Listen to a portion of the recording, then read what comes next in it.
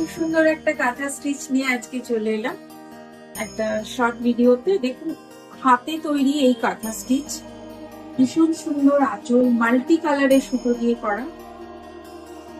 একদম এটা কিন্তু কটন সিল্ক বা হাফ তসর যেটাকে বলে, সেটা পুরোটাই হাতের তৈরি, একদম হ্যান্ড ওয়ার্ক।